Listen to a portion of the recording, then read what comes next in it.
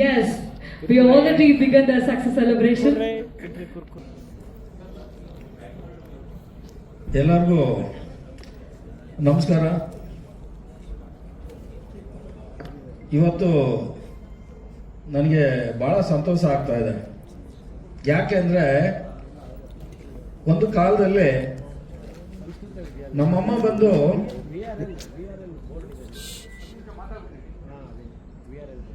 Saturday half day school ಇರುತ್ತೆ, ನಾನು ಸ್ಕೂಲ್ಗೆ ಹೋಗಿರ್ತೀನಿ. ನಮ್ಮ ತಾಯಿ ಹೂ ಮಾಡ್ತಾ ಇರ್ತಾರೆ. ಹಸು ತಡಿಲಾರ್ದೆ ಸ್ಕೂಲ್ ಹತ್ರ ನಾನು ಕಾಯ್ತಾ ಇರ್ತೀನಿ. ನಮ್ಮಮ್ಮ ಅಲ್ಲಿಂದ ವ್ಯಾಪಾರ ಮಾಡಿಕೊಂಡು ಓಡೋಡಿ ಬಂದು ಇಡ್ಲಿನ ಕೊಡಿಸಿ ತಿನ್ನಿಸ್ಬಿಟ್ಟು ಸ್ಕೂಲಿಗೆ ಕಳಿಸ್ಬಿಟ್ಟು ಅವ್ರು ವ್ಯಾಪಾರ ಮಾಡೋಕ್ಕೆ ಹೋಗ್ತಾರೆ. ಆ ಥರ ಇದ್ದಂಥ ವ್ಯಕ್ತಿ ಇವತ್ತು ನಾನೇ ಎಕ್ಸ್ಪೆಕ್ಟ್ ಮಾಡಿಲ್ಲ. ನಾನು ಈ ರೀತಿ ಬೆಳಿತೀನಿ, ಈ ರೀತಿ ಆಗ್ತೇನೆ, ಎಲ್ಲರೂ ಕೂಡ ಈ ಒಂದು ಸಂದರ್ಭದಲ್ಲಿ ನಾನು ನಿಲ್ತೀನಿ ಅಂತ ಇರಲಿಲ್ಲ. ಆದರೆ ನಮ್ಮ ತಂದೆ ತಾಯಿಯ ಆಶೀರ್ವಾದ, ನಾನು ಇವತ್ತು ಕೂಡ ನಮ್ಮ ತಂದೆ ತಾಯಿ ಇಲ್ಲ, ಆದರೂ ನನ್ನ ಜೊತೆಲಿ ಇದ್ದಾರೆ. ಯಾಕೆ ಅಂದರೆ ಅವರು ನಮ್ಮ ತಾಯಿ ಸತ್ತ ಮೇಲೆ ಅವ್ರ ಕಾಲುಂಗ್ರನ ನನ್ನ ಕೈಲೇ ಹಾಕ್ಕೊಂಡಿದ್ದೀನಿ. ಮಧ್ಯದಲ್ಲಿ ಬೆಳ್ಳಿ ಕಾಲುಂಗ್ರ ಇಟ್ಕೊಂಡು ಆ ಕಡೆ ಗೋಲ್ಡ್ ಹಾಕ್ಕೊಂಡಿದ್ದೀನಿ. ಜೊತೆಗೆ ಈ ಒಂದು ಮಾಂಗಲ್ಯ ಚೈನು ನಮ್ಮ ತಾಯಿದೆ ನಾನು ಹಾಕ್ಕೊಂಡಿದ್ದೀನಿ. ಯಾಕೆಂದರೆ ನನಗೆ ನಮ್ಮ ತಾಯಿ ತಂದೆಗೆ 7 ಜನ ಮಕ್ಕಳು, ಅದರಲ್ಲಿ ನನ್ನ ತಮ್ಮ, ನಾನು, ಅದು ಬಿಟ್ಟರೆ 5 ಜನ ತೆಗೆದಿರೋ. ಇವತ್ತು ಸಾಮಾನ್ಯಗೆ ತಾಯಿ ಓದಂಥ ಪಕ್ಷದಲ್ಲೇ ಹೆಣ್ಮಕ್ಳಿಗೆ ಒಡವೆ ಅಂದರೆ ಒಂದು ಮಾಂಗಲ್ಯ ಚೈನ್ ಆಗಲಿ ಇನ್ನೊಂದಾಗಲಿ ಅವ್ರಿಗೆ ಸೇರಬೇಕು, ಕಾಲುಂಗ್ರ ಆಗಲಿ ಅಂತ. ನಾನು ರಿಕ್ವೆಸ್ಟ್ ಮಾಡಿದೆ, ನೋಡಮ್ಮ ಮಾಂಗಲ್ಯ ಚೈನು ಕಾಲುಂಗ್ರ ನಾನು ಕೊಡ್ತೀನಿ, ನಾನು ಯಾವುದೇ ಕಾರಣಕ್ಕೂ ಕೊಡೋದಿಲ್ಲ ಅಂತ ಹೇಳಿದಾಗ ಆಯ್ತಣ್ಣ ನೀನು ಹಾಕು ಅಂತ. ಆದರೆ ಇವತ್ತು ನನ್ನ ಕಾಪಾಡ್ತಾ ಇರೋದು ನಮ್ಮ ತಂದೆ ತಾಯಿ. ಇವತ್ತು ಕೂಡ ನನ್ನ DP ಹಾಕ್ಕೊಂಡಿರೋದು ನಮ್ಮ ತಂದೆ ತಾಯಿ ಫೋಟೋ. ನನ್ನ ಆಫೀಸಲ್ಲಿ ಇಷ್ಟು ಬೆಳವಣಿಗೆ ಆದರೂ ಕೂಡ ನನ್ನ ಎದುರುಗಡೆ ಹಾಕ್ಕೊಂಡಿರೋದು ನಮ್ಮ ತಂದೆ ತಾಯಿ. ಹೋದ ತಕ್ಷಣ ದೇವರಿಗೆ ನಮಸ್ಕಾರ ಮಾಡಿ, ನಮ್ಮ ತಂದೆ ತಾಯಿಗೆ ನಮಸ್ಕಾರ ಮಾಡಿ ನಾನು ಸೀಟಲ್ಲಿ ಕೂರ್ತೀನಿ. ಆದರೆ ಅವ್ರ ಆಶೀರ್ವಾದನೇ ಇವತ್ತು ಇಲ್ಲಿವರೆಗೂ ನನಗೆ ಕರ್ಕೊಂಡ್ಬಂದಿದೆ. ಎರಡನೇದು, ಒಂದು ಸಿನಿಮಾ ರಂಗ ಬರೋದಕ್ಕೆ ಕಾರಣ ಏನು ಅಂತ ಅಂದರೆ, ನನಗೆ ಶಕ್ತಿ ಕೊಟ್ಟಂಥದ್ದು, ನನಗೆ ಕಲಿಸಿತ್ತು ಸಮುದಾಯ. ಆ ಸಮುದಾಯ ಟ್ರೂಪಲ್ಲಿ ನಾನು ಮಾಡದೆ ಹೋದಂಥ ಪಕ್ಷದಲ್ಲಿ ಒಂದು ಬೀದಿ ನಾಟಕ ಕೂಡ ನಾನು ಫಸ್ಟು ಒಂದು ಬೀದಿ ನಾಟಕ ಮಾಡಿದ್ರು, ಮಾಲತಿ ಅಂತ ಅಂದ್ಬಿಟ್ಟು ಎಲ್ಲ ಗೊತ್ತಿದೆ. ಅವ್ರು ಬಂದು ಆ ಒಂದು ಬೀದಿ ನಾಟಕನ ಡೈರೆಕ್ಟ್ ಮಾಡಿದಾಗ ಅಲ್ಲಿ ಕುಡ್ಕುನ್ ಕ್ಯಾರೆಕ್ಟರ್ ಕೊಟ್ಟರು. ಫಸ್ಟ್ ಟೈಮು ನಾನು ಕುಡ್ಕುನ್ ಕ್ಯಾರೆಕ್ಟರ್ ಮಾಡಿದೆ, ಭಾಳ ಚೆನ್ನಾಗಿ ಮಾಡಿದೆ. ಆವಾಗ ಮತ್ತೆ ನನ್ನ ಮತ್ತು ಶಿವಣ್ಣ ಅಂತ ಇಬ್ಬರನ್ನು ಸೆಲೆಕ್ಟ್ ಮಾಡಿಕೊಂಡ್ರು ಸಮುದಾಯದಲ್ಲಿ.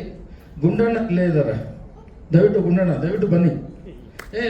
ಬನ್ನಿ. ಅವರು ನಾವು ಸುಮಾರು ಬೀದಿ ನಾಟಕಗಳನ್ನ ನಾವು ಮಾಡಿದ್ದೀವಿ, ಸ್ಟೇಜ್ಗಳ ನಾಟಕಗಳು ಮಾಡಿದ್ದೀವಿ. ಇವನ್ನು ಬ್ಯಾಂಗ್ಳೂರು ಇರ್ಬೋದು, ದಾವಣಗೆರೆ ಇರ್ಬೋದು, ಮೈಸೂರು ಇರ್ಬೋದು, ಇನ್ನೊಂದು ಡೆಲ್ಲಿ ಕೂಡ ಎಲ್ಲ ಕೂಡ ಬೀದಿ ನಾಟಕ ನಾವು ಮಾಡಿದ್ದೀವಿ. ಇವನ್ನು ಜಯಶ್ರೀ ನಿಮಗೆಲ್ಲ ಚಿರಪರಿಚಿತ. ಅವರೊಂದು ಏನೋ ತಾಯಿ ಅಂತ ಒಂದು ನಾಟಕದಲ್ಲಿ ನಾನು ಶಾಸ್ತಾಕೋವಿಚ್ ಅಂತ ಒಂದು ಕ್ಯಾರೆಕ್ಟರ್ ಮಾಡಿದ್ದೆ ನಾನು ಅವ್ರ ಜೊತೆ. ಅವ್ರು ಬಂದ್ಬಿಟ್ಟು ಹೆಂಡತಿ, ನಾನು ಗಂಡ ಕ್ಯಾರೆಕ್ಟರ್ ಅದರಲ್ಲಿ. ಅದು ಬಿಟ್ಟರೆ ಗೆಲೀಲಿಯೋ ಅಂತ ಲೋಕನಾಥ್, ಇನ್ನೊಂದು ಹುಲಿಯ ನೆರಳು ಅಂತ ಅಂದ್ಬಿಟ್ಟು ಲೋಹಿತ್ ಅವ್ರ ಜೊತೆ ಡ್ರಾಮಾಗಳು ಮಾಡಿದ್ದು.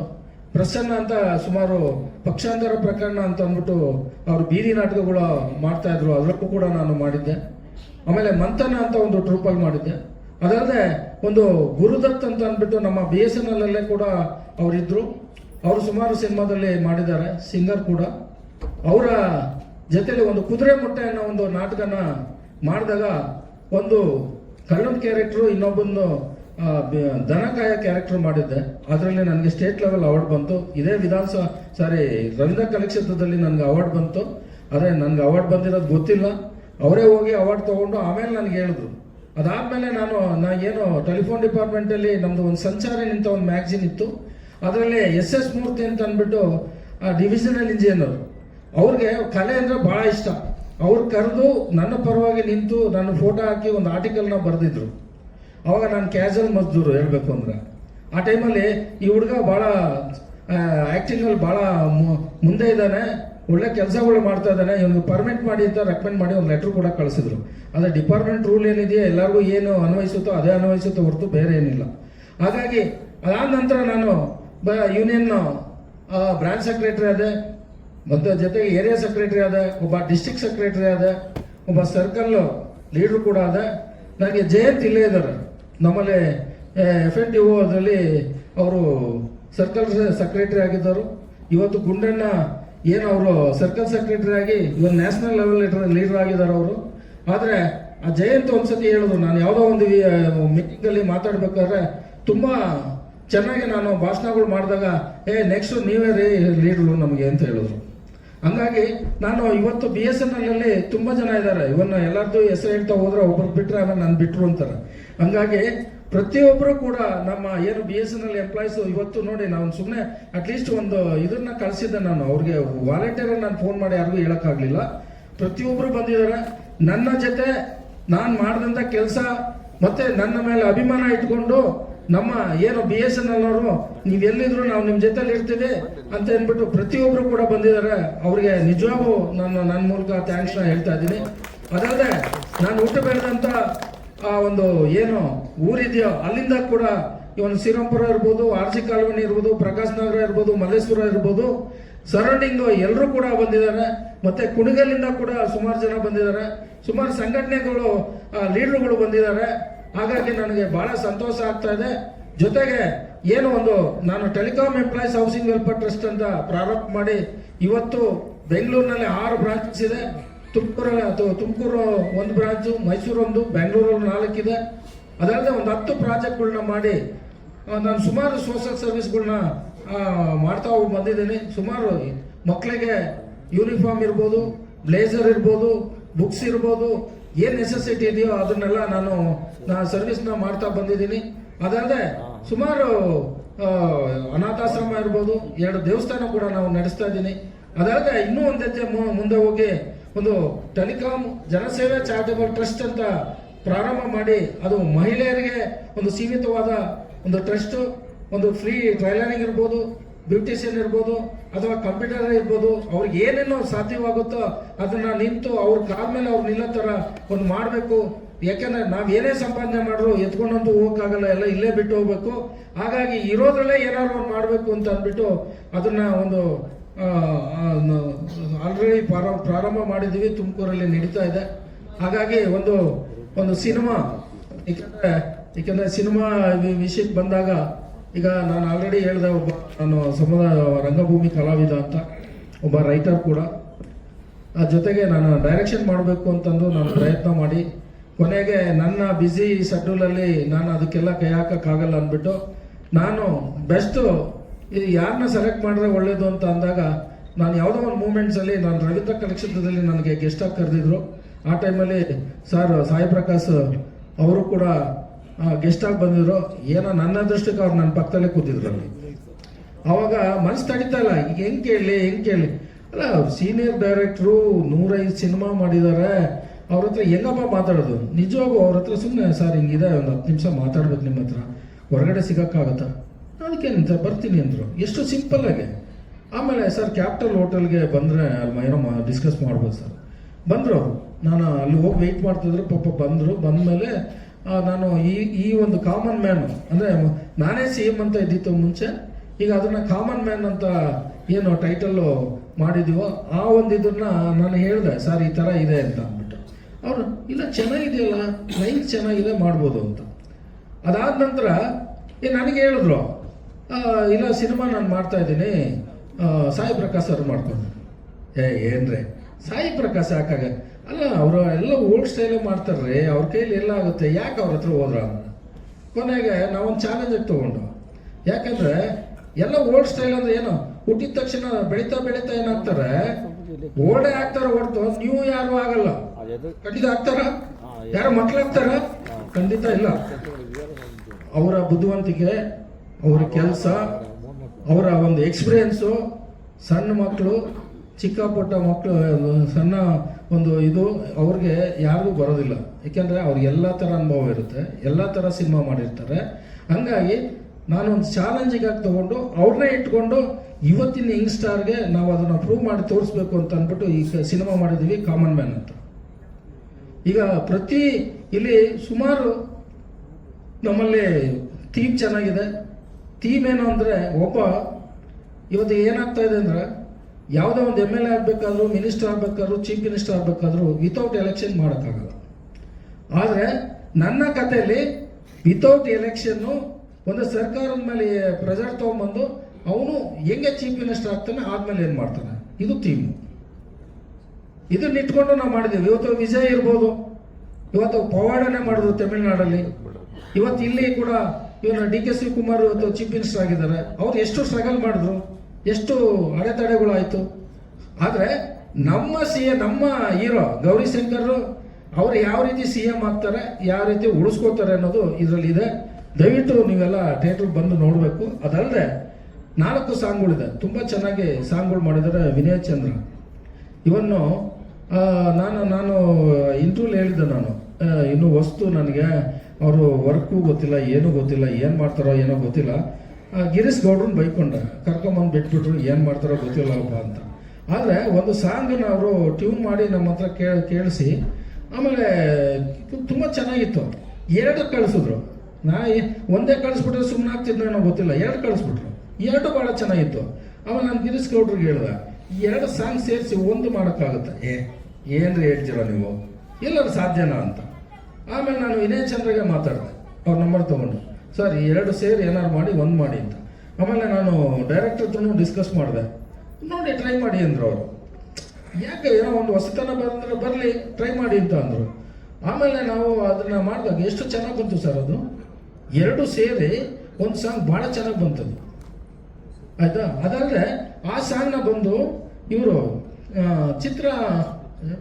ಚೈತ್ರ ಆಚಾರ್ ಅವರು ಟಾಪ್ ಮೋಸ್ಟ್, ಅವರು ಹೀರೋಯಿನ್ನು, ಅವರು ಆಡಿದ್ದಾರೆ ಐಟಮ್ ಸಾಂಗ್, ಭಾಳ ಚೆನ್ನಾಗಿ ಆಡಿದ್ದಾರೆ.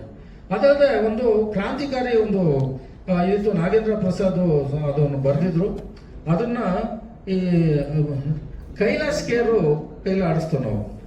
ಭಾಳ ಚೆನ್ನಾಗಿ ಆಡಿದ್ರು ಅವ್ರು. ಎಷ್ಟು ಅದರಲ್ಲಿ ಇನ್ವಾಲ್ವ್ ಆಗಿ ಆಡಿದ್ರು ಅಂದರೆ, ಯಾಕಂದ್ರೆ ನಾನು ಬಾಂಬೆಗೆ ಹೋಗಿದ್ದೆ ಆಡಿಸ್ಬೇಕು ಅಂದ್ರೆ, ನಾನು ಇದೇ ವಿನಯ್ ಚಂದ್ರನೇ ಹೋಗಿದ್ದಿತ್ತು. ತುಂಬ ಚೆನ್ನಾಗಿ ಅವರು ಇಂಪ್ರೆಸ್ ಮಾಡಿ ಅವರು ಫುಲ್ಲು ಅದರಲ್ಲಿ ಇನ್ವಾಲ್ವ್ ಆಗಿ ಆಡಿದ್ರು, ಭಾಳ ಚೆನ್ನಾಗಿ ಆಡಿದ್ರು. ಅದಾದರೆ ಇನ್ನೊಂದು ಏನೋ ಡ್ಯುಯೆಟ್ ಸಾಂಗು ಜಾವೇದ್ ಅಲಿ ಕೈಲಿ ಅದನ್ನು ಆಡಿಸ್ತೇವೆ ನಾವು. ಅದು ಮತ್ತೆ ಇನ್ನೊಂದು ಸಾಂಗ್ ಬಂದು ಬಾಬು ಸೈಕಲ್ ಅವರು ತುಂಬ ಚೆನ್ನಾಗಿ ಆಡಿದ್ದಾರೆ. 4 ಸಾಂಗು ಭಾಳ ಚೆನ್ನಾಗಿ ಬಂದಿದೆ. ಕೋರಿಯೋಗ್ರಾಫರ್ ಬಂದು ಇವನ್ನ ಯಾರು, ಮುರಳಿ, ಮೋಹನ್ ಮತ್ತು ಮದನರಿ ತುಂಬ ಚೆನ್ನಾಗಿ ಅವರು ಕೋರಿಯೋಗ್ರಾಫರ್ನ ಮಾಡಿದ್ದಾರೆ. ಬಂದು ಇವರು ಫೈಟ್ ಬಂದು ಥ್ರಿಲ್ಲರ್ ಬಂದು ಎಲ್ಲರಿಗೂ ಗೊತ್ತೇ ಇದೆ, ಭಾಳ ಚೆನ್ನಾಗಿ ಫೈಟ್ಗಳನ್ನ ಮಾಡಿಕೊಟ್ಟಿದ್ದಾರೆ. ಟೋಟಲಿ ಸಿನಿಮಾ ಭಾಳ ಚೆನ್ನಾಗಿ ಬಂದಿದೆ. ಯಾಕೆಂದರೆ ಇವತ್ತು ನಾವು ಅಡುಗೆ ಮಾಡಿದಂಥದ್ದು ನಮ್ಗೆ ಇಷ್ಟ ಆದರೆ ಮತ್ತೆ ಬೇರೆಯವ್ರಿಗೆ ಹೇಳೋದೆ, ನಾನು ಚೆನ್ನಾಗಿದೆಯಪ್ಪ ನೀನು ಹೋಗಿ ಊಟ ಮಾಡ್ಬೋದು ಅಂತ. ನನಗೆ ಚೆನ್ನಾಗಿಲ್ಲ ಅಂದರೆ ನಾನು ಬೇರೆ ಯಾರಿಗೂ ಹೇಳೋಕ್ಕಾಗಲ್ಲ. ಯಾಕೆಂದರೆ ನಾನು ಸುಮ್ಮನೆ ಹೊಗಳ್ಕೊಂಡು ನಾಳೆ ಚೆನ್ನಾಗಿಲ್ಲ, ಅದು ನಾನು ಹೇಳಿದ ಪ್ರಕಾರ ಇಲ್ಲ ಅಂದಾಗ ಏನ ನೋಡ್ರಿ ಏನೂ ಇಲ್ಲ ಅಂತ, ಆ ಥರ ಏನಿಲ್ಲ, ಎಲ್ಲನೂ ಇದೆ. ಹಾಗಾಗಿ ಪ್ರತಿಯೊಬ್ಬರು ಕೂಡ ಬಂದು ಥಿಯೇಟ್ರಿಗೆ ಸಿನಿಮಾ ನೋಡಿ, ನಮ್ಮ ಏನು ಒಂದು ಟೀಮ್ ಇದೆಯಾ ಅದಕ್ಕೆ ನಮ್ಗೆ ಎಲ್ಲರಿಗೂ ಎಂಕರೇಜ್ ಮಾಡಬೇಕು ಅಂತ ಹೇಳ್ಕೊಂಡು, ಅದಲ್ಲದೆ ನಾನು ಇಷ್ಟೆಲ್ಲ ಬಂದು ನನ್ನ ವರ್ಕ್ ಮಾಡೋದಕ್ಕೆ ಇಷ್ಟೆಲ್ಲ ಬ್ಯುಸಿ ಇದ್ರು ಕೂಡ ನನ್ನ ಫ್ಯಾಮಿಲಿ, ಗೌರಮ್ಮ ಅವರ, ನನ್ನ ಮಿಸ್ಸಸ್ಸು ವಸಂತ, ಇವನ್ ಕಿರಣ್, ಮತ್ತು ಅಳಿಯ ಸತೀಶ್, ಮತ್ತು ನನ್ನ ತಂಗಿ ಒಬ್ರು ಇಲ್ಲೇ ಇದ್ದಾರೆ ಸಾವಿತ್ರ ಅಂತ, ನಮ್ಮ ಅವರ ಹಸ್ಬೆಂಡ್ರು ಕೂಡ ರಾಮು ಅಂತ, ಎಲ್ಲರೂ ಇಲ್ಲೇ ಇದ್ದಾರೆ. ಆದರೆ ಇನ್ನೊಂದು ವಿಷಯ ಏನು ಹೇಳಬೇಕು ಅಂದರೆ, ನನ್ನ ಮುಕ್ಕಾಲು ಭಾಗ ಕೆಲಸನ ನನ್ನ ಮಗಳು ತಲೆ ಮೇಲೆ ಹಾಕ್ಕೊಂಡು, ಏಕೆಂದರೆ ಒಬ್ಬ ಗಂಡಸು ಮಾಡೋಂಥ ಕೆಲಸ ರಿಯಲ್ ಎಸ್ಟೇಟು ಲೇಡೀಸ್ ಮಾಡೋದು ಭಾಳ ಕಷ್ಟ ಇದೆ. ಆದರೆ ನಾನು ಮಾಡ್ತೀನಿ, ನೀನು ಮಾಡ್ತಾ ಇದೀಯಾ, ನಾನು ಮಾಡ್ತೀನಿ, ಅದನ್ನು ಪ್ರೂವ್ ಮಾಡ್ತೀನಿ, ನಿಂದು ಏನಿದೆಯೋ ಅದು ಹೇಳ್ತೀನಿ, ನೀನು ಹೋಗಿ ನಾನು ಇರ್ತೀನಿ ಜೊತೆಯಲ್ಲಿ ಅಂತೇಳಿ ನನ್ನ ಬೆಂಬಲವಾಗಿ ನಿಂತರು ನನ್ನ ಮಗಳು, ಆಯಿತಾ. ಬರಬ ಅದಲ್ಲದೆ ನನ್ನ ಒಂದು telecom employees housing welfare trust ನಾನೇನು ಪ್ರಾರಂಭ ಮಾಡಿದಾಗ ಇವರು ಮಲ್ಲಿಕ ಅವರು ವೈಸ್ ಪ್ರೆಸಿಡೆಂಟು ಮತ್ತು ಜಯಮ್ಮ ಸತ್ಯಮೂರ್ತಿ ಅಂತ ಅಂದ್ಬಿಟ್ಟು ಇವರೆಲ್ಲ ಬೆಂಬಲವಾಗಿ ನನಗೆ ನಿಂತಿದ್ದಾರೆ. ಒಂದು ಸಂಸ್ಥೆ ಬೆಳೆಯೋದಕ್ಕೆ ಈ ಬರೋದಕ್ಕೆ ಎಲ್ಲರೂ ಕೂಡ ಆಗಿದ್ದಾರೆ. ದಯವಿಟ್ಟು ಎಲ್ಲರಿಗೂ ಕೂಡ ಇವನ್ನು ನಮ್ಮ ಎಂಪ್ಲಾಯೀಸು ಬಂದಿದ್ದಾರೆ. Telecom employees housing welfare trust ಏನಿದೆಯೋ ಆ ಎಂಪ್ಲಾಯೀಸ್ ಎಲ್ಲರೂ ಬಂದಿದ್ದಾರೆ. ನಾನು ಈ ಮೂಲಕ ಅವರಿಗೆ ಥ್ಯಾಂಕ್ಸ್ ಹೇಳ್ತೀನಿ. ಯಾಕೆಂದರೆ ಅವರೆಲ್ಲ ಆನೆಸ್ಟಾಗಿ ವರ್ಕ್ ಮಾಡೋದ್ರಿಂದಲೇ ನಾನು ಈ ಲೆವೆಲ್ಗೆ ನಾನು ಬರೋಕ್ಕೆ ಸಾಧ್ಯ. ಇಲ್ಲ ಅವ್ರು ಬಂದು ಏನೋ ನಾನು ಬರ್ತೀನಿ, ನಾನು ಸಂಬಳ ತಗೋತೀನಿ, ನನ್ನ ಪಾಡ್ಗೆ ಹೋಗ್ತೀನಿ, ನನಗೇನು ಆಗಬೇಕಾಗಿದೆ ಅನ್ನೋ ಥರ ಏನಾರು ಆಗ್ಬಿಟ್ಟಿದ್ರೆ ನಾನು ಈ ಲೆವೆಲ್ ಬರೋಕ್ಕಾಗ್ತಿರ್ಲಿಲ್ಲ. ಪ್ರತಿಯೊಬ್ಬರು ಕೂಡ ಇದು ನಂದು ಆಫೀಸು, ನಂದು ಕಂಪ್ನಿ, ನಂದು ಟ್ರಸ್ಟು. ನಾವು ಟ್ರಸ್ಟ್ಗಾಗೆ ಕೆಲಸ ಮಾಡಬೇಕು, ಕಂಪ್ನಿಗಾಗೆ ಕೆಲಸ ಮಾಡಬೇಕು. ನಮ್ಮ ಓನರ್ ಏನು ಬಾಸ್ ಅಂತ ಏನಿದಾರೋ ಅವ್ರೆ ನಮ್ಮಲ್ಲಿ ಒಬ್ಬರು, ನಾವೆಲ್ಲರೂ ಒಂದೇ ಅನ್ನೋ ಒಂದು ದೃಷ್ಟಿ ಇಟ್ಕೊಂಡು ಇವತ್ತು ಎಲ್ಲ ಎಂಪ್ಲಾಯೀಸು ಕೆಲಸ ಮಾಡಿರೋದ್ರಿಂದ ಇವತ್ತು ನಾನು ಸಂಸ್ಥೆ ಈ ಮಟ್ಟಕ್ಕೆ ಬಂದಿದೆ. ಅದಲ್ಲದೆ ಆಲ್ ಚಾನಲ್ಸ್ ಮತ್ತೆ ಎಲ್ಲ ಪೇಪರ್ಸ್ನವ್ರಿಗೂ ಕೂಡ ನಾನು ಥ್ಯಾಂಕ್ಸ್ ಹೇಳ್ತಾ ಇದ್ದೀನಿ. ಯಾಕೆಂದರೆ ಇವನ್ ಸುವರ್ಣ ಇರ್ಬೋದು, ನ್ಯೂಸ್ ಫಸ್ಟ್ ಇರ್ಬೋದು, ಎಲ್ಲ ಉದಯ ಪ್ರತಿಯೊಬ್ಬರು ಕೂಡ ನಮ್ಮ ಅದು ಸಪೋರ್ಟ್ ಮಾಡಿದ್ದಾರೆ. ನಮ್ಮ ಬಗ್ಗೆ ಪ್ರಚಾರಗಳು ಮಾಡಿದ್ದಾರೆ, ನಮ್ಮ ಸಂಸ್ಥೆ ಬಗ್ಗೆ ಪ್ರಚಾರ ಮಾಡಿದ್ದಾರೆ. ನನ್ನ ಬಗ್ಗೆ ಸುಮಾರು ಜೀವನದ ಸ್ಟೋರಿನ ಬರೆದಿದ್ದಾರೆ. ಈಗ ಮೊನ್ನೆ ಕೂಡ ರೂಪತರಲ್ಲೂ ಬಂತು, ಇಂಡಿಯನ್ ಎಕ್ಸ್ಪ್ರೆಸ್ಸಲ್ಲಿ ನನ್ನ ಜೀವನ ಸ್ಟೋರಿಗಳು ಹಾಕಿದ್ದಾರೆ. ಹಾಗಾಗಿ ಈಗ ನಾನು ಯಾವ ರೀತಿ ಬೆಳೆದು ಬಂದೆ ಅಂತ ಅಂದ್ಬಿಟ್ಟು ಅದು ಪ್ರತಿಯೊಂದು ಕೂಡ ಅದ್ರಲ್ಲಿ ಹಾಕಿದ್ದಾರೆ. ಎಲ್ರಿಗೂ ನಾನು ಈ ಮೂಲಕ ನಾನು ಥ್ಯಾಂಕ್ಸ್ನ ಹೇಳ್ತಾ ಇದ್ದೀನಿ. ನನಗೆ ಈ ಅವಕಾಶ ಕೊಟ್ಟಂತ ನಿಮ್ಮೆಲ್ರಿಗೂ ಮತ್ತು ನಮ್ಮ ಟೀಮ್ಗೂ ನಮಸ್ಕಾರ ತಿಳಿಸಿ ನಾನು ಮಾತು ಮುಗಿಸ್ತೀನಿ. Thank you. ಧನ್ಯವಾದಗಳು ಸರ್. ಈಗ ಮೊದಲಿಗೆ ನಾವು ಕುಟುಂಬದವರ ಜೊತೆಯಲ್ಲಿ ಹಾಗೂ ಇಡೀ ತಂಡದ ಜೊತೆಯಲ್ಲಿ ಗೌರಿಶಂಕರ್ ಸರ್ ಅವರು ಹೂಬುಕೆಯನ್ನ ನೋಡೋದ್ರ ಮೂಲಕ ಹುಟ್ಟುಹಬ್ಬದ ಶುಭಾಶಯಗಳನ್ನ ಕೋರ್ತಾ ಇದ್ದಾರೆ. ಕಾಮನ್ ಮ್ಯಾನ್ ಸಿನಿಮಾದ ಕತೆ ಹಾಗೂ ನಿರ್ಮಾಣದ ಜವಾಬ್ದಾರಿಯನ್ನು ಹೊತ್ತಿರುವವರು. ಟೆಲಿಕಾಂ ಜನಸೇವಾ ಚಾರಿಟಬಲ್ ಟ್ರಸ್ಟ್ ವತಿಯಿಂದ ಅನೇಕ ಸಮಾಜಮುಖಿ ಕೆಲಸಗಳಲ್ಲಿ ತಮ್ಮನ್ನ ತೊಡಗಿಸಿಕೊಂಡಿದ್ದಾರೆ. ಹೆಣ್ಣು ಮಕ್ಕಳಿಗೆ ಟೈಲರಿಂಗ್ ಆಗಿರ್ಬೋದು, ಬ್ಯೂಟಿಷಿಯನ್ ಕೋರ್ಸ್, ಕಂಪ್ಯೂಟರ್ ಕೋರ್ಸ್ ಎಲ್ಲ 4ನೇ ವರ್ಷದ ಮದುವೆ ಆನಿವರ್ಸರಿ ಆಗಿದೆ. ಹಾಗಾಗಿ ಸಾರ್ಗೂ ಒಂದು ನನಗೆ ಅವತ್ತಿಂದ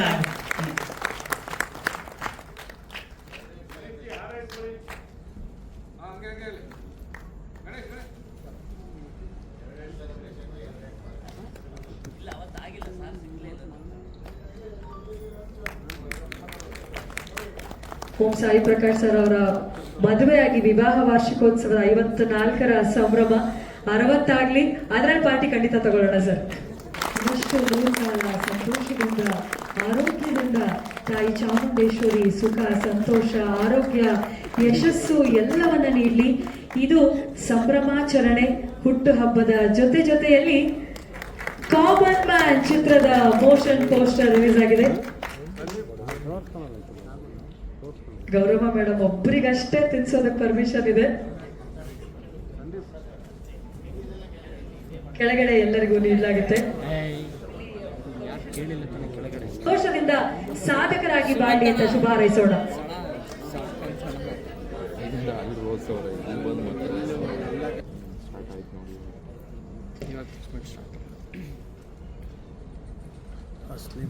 ಓಂ ಶ್ರೀ ಸಾಯಿರಾಮ್.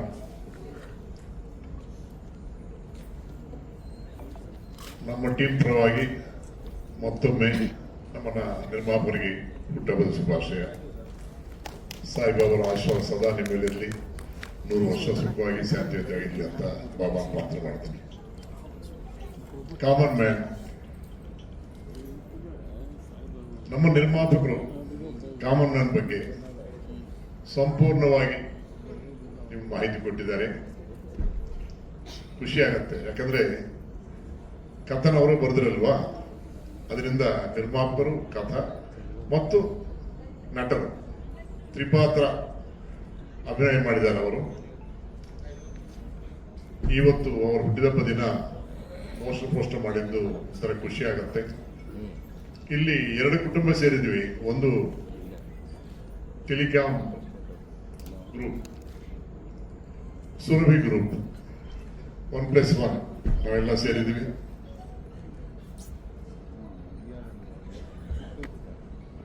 ಸಿನಿಮಾ ಬಗ್ಗೆ ನಿರ್ಮಾಪಕರು ಹೇಳಿದ್ರಿಂದ ನಾವು ಆ ಕಥೆ ಹೇಳೋದು ಸರಿ ಇಲ್ಲ ಅಂತ ಅನಿಸ್ತದೆ. ಕಾಮನ್ ಮ್ಯಾನ್ ಒಬ್ಬ CM ಆದರೆ ಏನ್ ಮಾಡಬಹುದು, ರಾಜಕೀಯದಲ್ಲಿ ಏನಾದ್ರೂ ಆಗ್ಬಹುದು. ಯಾಕಂದ್ರೆ ತಮಿಳುನಾಡು ರಾಜಕೀಯ ನಾವು ನೋಡಿದೀವಿ. ಒಬ್ಬ ಕಲಾವಿದ MGR ಜೈಲಿಂದ ಆದ್ಮೇಲೆ ಫುಲ್ ಮೆಜಾರಿಟಿ ಬಂದು ಒಂದು CM ಆಗಿದ್ದಾರೆ. ಆಂಧ್ರದಲ್ಲಿ ಪವನ್ ಕಲ್ಯಾಣ್, NT ರಾಮಾರಾವ್, ಬೇಕಾಷ್ಟು ಜನ ಕಲಾವಿದರು ರಾಜಕೀಯಕ್ಕೆ ಬಂದರು ಸೆಕ್ಸ್ ಆಗಿದ್ದಾರೆ. ಬಟ್ ನಮ್ಮ ನಾಯಕ ಎಲೆಕ್ಷನ್ ಅಲ್ಲಿ ನಿಂತ್ಕೊಳ್ಳದೆ ಫಸ್ಟೇ ನಮ್ಮ ಆಂಕರ್ ಮೇಡಮ್ ಹೇಳಿದ್ದಾರೆ, ಎಲೆಕ್ಷನ್ ನಿಂತ್ಕೊಳ್ಳದೆ ಯಾವ ರೀತಿ CM ಆಗಿದ್ದಾರೆ ಅನ್ನೋದೇ ಈ ಕಥೆಯಲ್ಲಿ ಒಂದು ಸಸ್ಪೆನ್ಸ್ ಮ್ಯಾಟರ್. ಇವರ ನಾಯಕರು, ಇವರ ಖಳನಾಯಕರು ಇಬ್ಬರ ಮಧ್ಯೆ ನಾನಿದ್ದೀನಿ.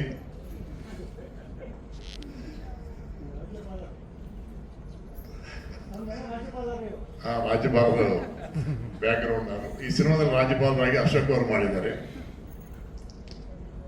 ಜನರಿಗೆ ಇವಾಗ ಏನ್ ಬೇಕು, ಈಗ ಏನ್ ನಡೀತಾ ಇದೆ, ಕರ್ನಾಟಕದ ರಾಜಕೀಯ ಯಾವ ರೀತಿ ಬದಲಾವಣೆ ಆಯಿತು, ಅದೇ ರೀತಿ ಅದು ಏನೂ ಗೊತ್ತಿಲ್ಲ, ನಾವು ಯಾವ ರೀತಿ ಊಹೆ ಮಾಡಿದೋ ಗೊತ್ತಿಲ್ಲ. ಇರೋ ಮುಖ್ಯಮಂತ್ರಿಗಳು ಇನ್ನೊಬ್ಬರಿಗೆ ಮುಖ್ಯಮಂತ್ರಿ ಕೊಟ್ಟು ಅವರು ವಾಪಸ್ ಹೋಗೋದು ನಾವು ನೋಡಿದೀವಿ. ಈ ಸಿನಿಮಾದಲ್ಲಿ ನಮ್ಮವ್ರನ್ನ ಅದೇ ರೀತಿ ಮಾಡಿದ್ದಾರೆ. ಇಟ್ ಈಸ್ ಎಲ್ಲರೂ ನೋಡುವಂತ ಒಂದು ಫ್ಯಾಮಿಲಿ ಎಂಟರ್ಟೈನರ್. ಇದರಲ್ಲಿ ಹಾಸ್ಯ ಇದೆ, ಅದ್ಭುತವಾದಂತಹ ಹಾಡುಗಳಿದೆ. ವಿನಯ್ ಚಂದ್ರ ತುಂಬಾ ಚೆನ್ನಾಗಿ ಸಂಯೋಜನೆ ಮಾಡಿದ್ದಾರೆ. ನಾಗೇಂದ್ರ ಪ್ರಸಾದ್ ಅವರು ಚೆನ್ನಾಗಿ ಬರೆದರು. ಗೌರಿ ಬಗ್ಗೆ ಹೇಳ್ಬೇಕಾಗಿಲ್ಲ, ನೋಡಕ್ ಚಿಕ್ಕವರಾಗಿದ್ರು ಮೂರ್ತಿ ಚಿಕ್ಕದು ಕೀರ್ತಿ ದೊಡ್ಡದು ಅಂತ ಹೇಳ್ತಾರಲ್ವಾ, ಆ ರೀತಿ ಅದ್ಭುತವಾಗಿ ನಮ್ಮ ಗೌರಿ ಆಕ್ಟ್ ಮಾಡಿದ್ದಾರೆ. ಇನ್ನು ನಮ್ಮ ತಂಡ ಇದೆ, ಬೇಕಾಷ್ಟು ತಂಡ ಇದೆ. ಹನುಮಂತರ ಬಾಲ ಇದ್ದ ಹಾಗೆ ಎಲ್ಲರೂ ನನ್ನವರು, ಎಲ್ಲರೂ ತುಂಬಾ ಚೆನ್ನಾಗಿ ಮಾಡಿದ್ದಾರೆ. ನಮ್ಮ ಟೀಮ್ ಬಗ್ಗೆ ಹೇಳ್ಬೇಕಾಗಿಲ್ಲ. ಜೆ ಕೃಷ್ಣ ಆಗ್ಬೋದು, ಏಟ್ರ್ ಆಗ್ಬೋದು, ನಮ್ಮ ಅಸೋಸಿಯೇಟ್ಸ್ ಆಗ್ಬೋದು, ಶಶಿಕಿರಣ್, ರಾಮಚಂದ್ರ, ಎಲ್ಲರೂ ತುಂಬಾ ಚೆನ್ನಾಗಿ ಮಾಡಿದ್ದಾರೆ. ಕಲಾವಿದರೆಲ್ಲ ಹೇಳಿದ್ದೀನಿ ನಾನು, ಅವರೆಲ್ಲ ಹೇಳಿದ್ರು ಇಷ್ಟು ಉದ್ದ ಇದಿಲ್ಲ, ಅದಂದ್ರೆ ಎಲ್ಲ ನಮ್ಮವರು, ನನ್ನ ಕುಟುಂಬದವರು ಅಂತ ಹೇಳ್ಕೊಂಡಿದ್ದಿಲ್ಲ. ಈಗ ಫೈನಲ್ ಸ್ಟೇಟಸ್ ಅಲ್ಲಿ ನಾವಿದ್ದೀವಿ. DI ನಡೀತಾ ಇದೆ, 7.1 ನಡೀತಾ ಇದೆ, ಅಡ್ವಾನ್ಸ್ ನಡೀತಾ ಇದೆ. ಈ ತಿಂಗಳಲ್ಲಿ ಸೆನ್ಸಾರ್ ಆದ್ಮೇಲೆ ನಾವು ರಿಲೀಸ್ ಡೇಟ್ ಫೈನಲೈಸ್ ಮಾಡ್ಕೊತೀವಿ. 19% ಮಳೆಗಾಲ ಆದ್ಮೇಲೆ ರಿಲೀಸ್ ಮಾಡ್ಬೇಕಂತ ಆಸೆ ಪಡ್ತಾ ಇದ್ದೀವಿ. ಯಾಕಂದ್ರೆ ಮಾನ್ಸೂನ್ ಯಾವ ರೀತಿ ಇರುತ್ತೆ ಗೊತ್ತಾಗಲ್ಲ, ಜುಲೈನಲ್ಲಿ ಇರ್ಬೋದು. ಅದರಿಂದ ಆಗಸ್ಟ್ ಇದೆ ರೈಟ್ ಟೈಮ್ ಫಾರ್ ರಿಲೀಸ್ ಅಂತ ಅನ್ಕೊಂಡಿದ್ದೀವಿ. ಮತ್ತೊಮ್ಮೆ ನಾವು ಟೀಸರ್ ಬಿಡುಗಡೆ, ಆಡಿಯೋ ಬಿಡುಗಡೆ, ರಿಲೀಸ್ ಆಗ್ತಾ ಇದೆ. ಅದು 3 ಪ್ರೆಸ್ ಮೀಟ್ ಅನ್ನು ನಾವು ಮೀಟ್ ಮಾಡ್ತೇವೆ. ನಾವು ತುಂಬಾ ಖುಷಿ ಆಗುತ್ತೆ. ನಾವು ಬೇಡದೊಂದೇ, ನಿರ್ಮಾಪಕರು ಕಷ್ಟಪಟ್ಟು ಸಿನಿಮಾ ಮಾಡಿದ್ದಾರೆ, ನಾವೆಲ್ಲ ಕಷ್ಟಪಟ್ಟು ಸಿನಿಮಾ ಮಾಡಿದೀವಿ. ಮಾಧ್ಯಮಿತರು ಎಲ್ಲರೂ ಈ ಸಿನಿಮಾನ ಒಳ್ಳೆ ಪ್ರಚಾರ ಮಾಡಿ. ನಾನು ಯಾವತ್ತು ಕೇಳ್ಕೊಂಡೆ, ಫಸ್ಟ್ ಪೇಜ್ಗೆ ನಮ್ಮ ತನ್ನಿ ಅಂತ ಅಷ್ಟೇ, ಮಧ್ಯಪುಟದಲ್ಲಿ ಇಲ್ಲದೆ ಫಸ್ಟ್ ಪೇಜ್ ಅಂತಂದ್ರೆ ಈಸಿಯಾಗಿ ರೀಚ್ ಆಗತ್ತೆ. ಆ ರೀತಿ ಸಹಾಯ ಮಾಡಿ ಅಂತ ನಾನು ಕೇಳಕ್ಕೆ ಇಷ್ಟಪಡ್ತೇನೆ. ಮತ್ತೊಮ್ಮೆ ನಮ್ಮ ಟೆಲಿಕಾಂ ಗ್ರೂಪು, ಸೂಪರ್ ಟೀಮ್ಗೂ ನನ್ನ ವಂದನೆಗಳು. ಮಾಧ್ಯಮದಲ್ಲಿ ಎಲ್ಲರಿಗೂ ನನ್ನ ಹೃದಯಪೂರ್ವಕ ನಮಸ್ಕಾರ. ಇದೇ ರೀತಿ ನಮ್ಮ ಸಹಕಾರ ಕೊಡಂತ ಕೇಳ್ತಾ ನನ್ನ ಮಾತು ಮುಗಿಸ್ತೇನೆ. ಜೈ ಸಾಯಿರಾಮ್.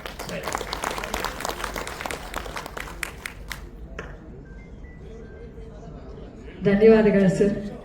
ಹಿರಿಯರ ಆಶೀರ್ವಾದ ಸಿಕ್ಕಿದೆ, ಮುಂದೆ ಗುರಿ ಇದೆ, ಹಿಂದೆ ಗುರುಗಳಿದ್ದಾರೆ. ಈಗ ಆಂಗ್ರಿ ಮ್ಯಾನ್ ಅನ್ನೋ ಬಿರುದನ್ನು ಈಗಾಗಲೇ ಪಡ್ಕೊಂಡಿದ್ದೀರಿ. ಮುಂದಿನ ಸಿನಿಮಾದಲ್ಲಿ ಇನ್ನೆಲ್ಲ ಬಿರುದುಗಳು ಬರುತ್ತೋ ಎಲ್ಲವೂ ಕೂಡ ಒಬ್ಬ ಕನ್ನಡದ ಹುಡುಗ ಇಷ್ಟು ಸಾಧನೆಯನ್ನು ಮಾಡ್ತಿರೋದಕ್ಕೆ ಹೆಮ್ಮೆ ಆಗುತ್ತೆ. ಸಿನಿಮಾದ ಕುರಿತು ನಿಮ್ಮ ಮಾತುಗಳು ಗೌರಿಶಂಕರ್ ಸರ್. ಎಲ್ರಿಗೂ ನಮಸ್ತೆ.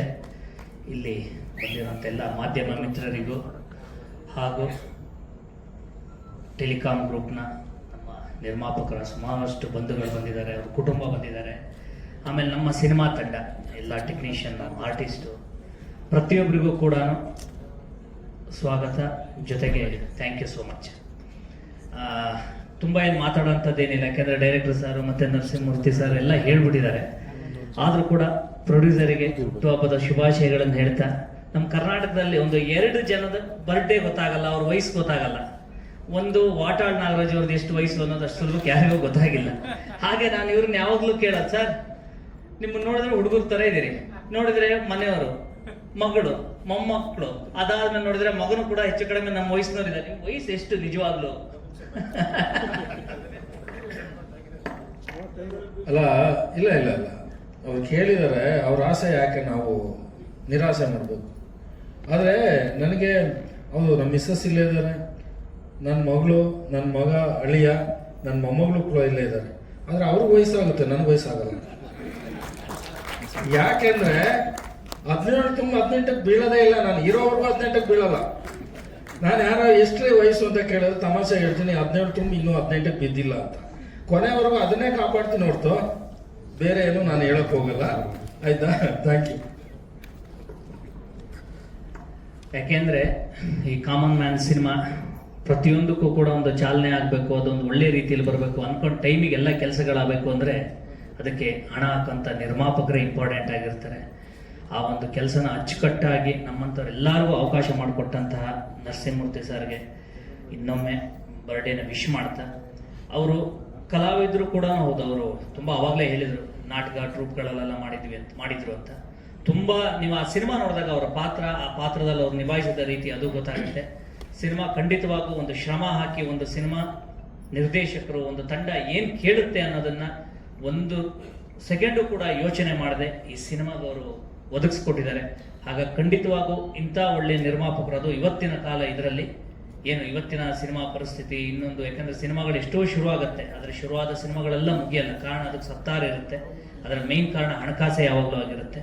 ಆ ಥರದ್ದು ಯಾವುದೇ ರೀತಿಯ ತೊಂದರೆಗಳನ್ನು ಕೊಡದೆ ಒಳ್ಳೆ ರೀತಿಯಲ್ಲಿ ಸಿನಿಮಾ ಮಾಡ್ಕೊಂಡು ಬಂದಂತಹ ನಮ್ಮ ನಿರ್ಮಾಪಕರಿಗೆ ಅತಿ ದೊಡ್ಡ ಯಶಸ್ಸಾಗಬೇಕು ಅನ್ನೋದೇ ನನ್ನ ಒಂದು ಕೋರಿಕೆ, ಆಮೇಲೆ ಒಂದು ಪ್ರಾರ್ಥನೆ. ಇದೆಲ್ಲದಕ್ಕೂ ಸಹಕಾರ ಕೊಡುವಂಥವ್ರು ನೀವೇ ಆಗಿರ್ತೀರ, ಅಂದರೆ ಮಾಧ್ಯಮ ಮಿತ್ರರೇ ಆಗಿರ್ತೀರ, ಜೊತೆಗೆ ನಮ್ಮ ಕನ್ನಡ ನಾಡಿನ ಜನತೆನೇ ಆಗಿರ್ತಾರೆ, ಜೊತೆಗೆ ನಮ್ಮ ಡೈರೆಕ್ಟರ್ ಸಾರು, ಇಂಥ ಒಂದು ಹಿರಿಯ ನಿರ್ದೇಶಕರ ಜೊತೆಗೆ ಖಂಡಿತವಾಗೂ ಸಿನಿಮಾ ಮಾಡೋದಕ್ಕೆ ನಾನು ಯಾವುದೋ ಜನ್ಮದಲ್ಲಿ ಪುಣ್ಯ ಮಾಡಿದ್ದೀನಿ ಅಂತ ಅನ್ಕೊಡ್ತೇನೆ. ಯಾಕೆಂದ್ರೆ ಸಿನಿಮಾ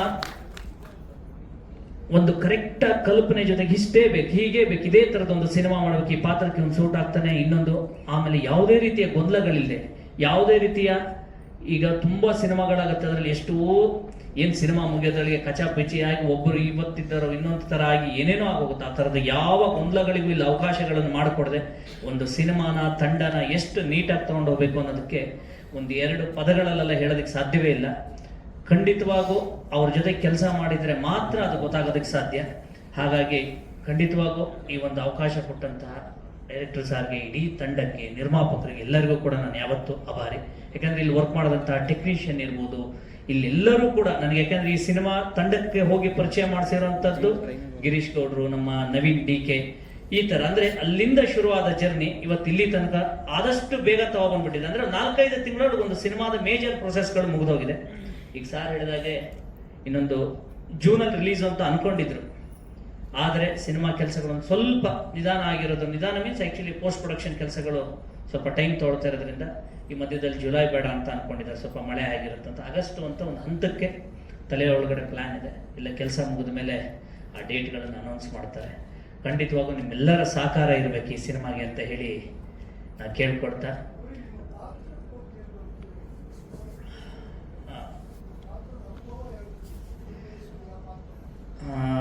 ನಿಜವಾಗ್ಲೂ ನನ್ನ ಕತೆ ಕೇಳಿದಾಗ ಸೀರಿಯಸ್ಲಿ ನಾನು ಅವತ್ತು ಹೇಳಿದೆ ಇದನ್ನ. ಅದಕ್ಕಾಗಿ ಕೆರೆ ಭೇಟಿ ಆದ್ಮೇಲೆ ನಾನು ಕೂಡ ಒಂದು ಒಳ್ಳೆ ಸಿನಿಮಾ ಮಾಡಬೇಕು.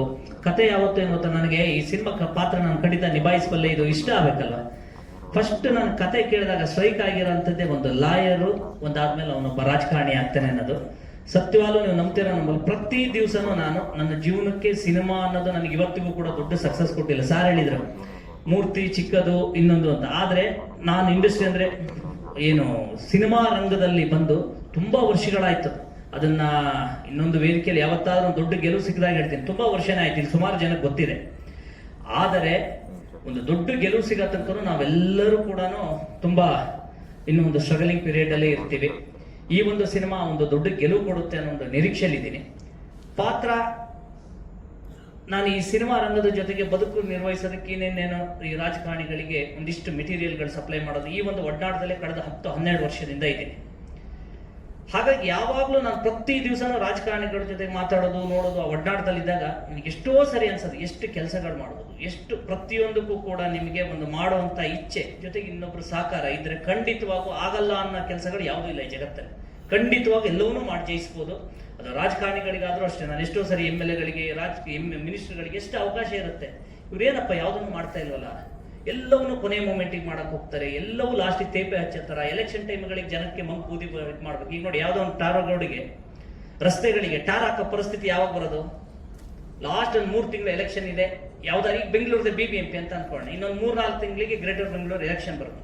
ಇಲ್ಲಿ ತನಕ ಮಾಡಲ್ಲ, ಇನ್ನೊಂದು 2 ತಿಂಗಳು ಬೇಕಾದ್ರೆ ನೋಡ್ತಾರೆ ಎಲ್ಲ ಕಡೆ ರಸ್ತೆ ಕಾಮಗಾರಿ ಎಲ್ಲ ಶುರು ಆಗುತ್ತೆ. ಅಂದ್ರೆ ಅವರಿಗೂ ಗೊತ್ತಿದೆ ನಮ್ಮ ಜನಗಳ ಮೆಮೊರಿ ಶಾರ್ಟ್ ಮೆಮೊರಿ, ಆ ಲಾಸ್ಟ್ ಮೂಮೆಂಟ್ ಅಲ್ಲಿ ನಾವೇನ್ ಮಾಡ್ತೀವಿ ಅದನ್ನೇ ನೆನ್ಪಿಟ್ಕೊಳ್ಳೋದು. ಅವ್ರಿಗೆ ಅಷ್ಟೇ ಮಾಡಿದ್ರೆ ಸಾಕು, ಇವ್ರ ಯೋಗ್ಯತೆ ಇಷ್ಟೇ ಅನ್ನೋದು ಅವರು ಕೂಡ ಡಿಸೈಡ್ ಆಗಿದ್ದಾರೆ. ನಾವುಗಳು ಬದಲಾವಣೆ ಆಗಬೇಕು. ಬದಲಾಗಿಲ್ಲ ಅಂತ ಅಂದ್ರೆ ನಮ್ಮ ಇದೇ ಪರಿಸ್ಥಿತಿಲೇ ಮುಂದೆ ಹೋಗುತ್ತೆ ಅನ್ನೋ ಈ ಥರದ 10 ವಿಚಾರಗಳ ಮೇಲ್ಗಡೆ ಈ ಸಿನಿಮಾ ಹೋಗುತ್ತೆ. ಈ ಪಾತ್ರ ಖಂಡಿತವಾಗಿ ಇವೆಲ್ಲವನ್ನು ತಲೆಯಲ್ಲಿ ಇಟ್ಕೊಂಡಾಗ ನನಗೆ 100% ಇಲ್ಲ, ಈ ಸಿನಿಮಾ ಮಾಡಿದ್ರೆ ಖಂಡಿತವಾಗೂ ಒಂದಿಷ್ಟು ಏನು ಒಳಗಡೆ ಇರೋ ಆಸೆನೂ ಈಡೇರುತ್ತೆ. ಅದಾದ ನಂತರ ಏನು ಸಮಾಜಕ್ಕೊಂದು ಸಣ್ಣ ಸಂದೇಶನೂ ಈ ಮುಖಾಂತರ ಹೋಗುತ್ತೆ ಅನ್ನೋದು. ಶೇಡ್ ಅನ್ನೋದು ಅದು ಒಬ್ಬ ಅಡ್ವೊಕೇಟ್ ಆಗಿರ್ತಾನೆ. ಅಡ್ವೊಕೇಟು ಹೇಗೆ ಯಾವ ಪರಿಸ್ಥಿತಿಲಿ ಯಾವ ತರ ಎಮರ್ಜ್ ಆಗಿ ಒಬ್ಬ ಲೀಡರ್ ಆಗಿ ಹೋಗ್ತಾನೆ ಅನ್ನೋದೇ ಈ ಸಿನಿಮಾದ ಮೇನ್ ಕತೆ. ಖಂಡಿತವಾಗೂ ಅದನ್ನು ತುಂಬಾ ಚೆನ್ನಾಗಿ ನಿಭಾಯಿಸಿದ್ದಾರೆ. ಅದು ನಿಮಗೂ ಕೂಡ ಎಲ್ಲೂ ಕೂಡ ಇದೇಂಗ ಆಗೋಗ್ಬಿಟ್ಟ, ಯಾಕೆ ಆಗೋಗ್ಬಿಟ್ಟ, ನ್ಯಾಯನೋ ಅನ್ನೋದು ಯಾವ ಕೂಡ ಅನ್ಸಲ್ಲ ಈ ಸಿನಿಮಾದಲ್ಲಿ. ಅಷ್ಟು ಕ್ಲಾರಿಟಿಯಾಗಿ ಅಷ್ಟು ನೀಟಾಗಿ ಆಗ್ಬೇಕು, ಇವನು ಆಗ್ತಾನೆ ನಿಲ್ತಾನೆ ಅನ್ನೋ ಒಂದು ಹಂತನ್ನ ಈ ಸಿನಿಮಾದಲ್ಲಿ ಹೇಳಿದ್ದಾರೆ.